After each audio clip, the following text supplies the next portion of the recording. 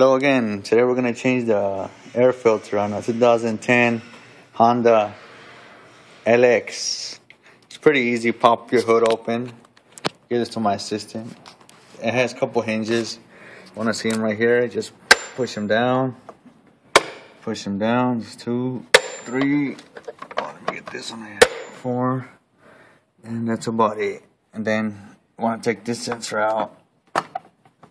Make sure you don't break anything. Here, this. Okay, once you remove that, you remove this.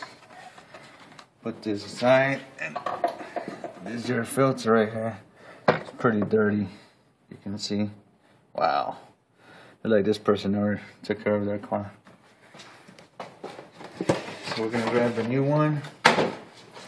And just compare them. Big difference, right? Big difference. Wow.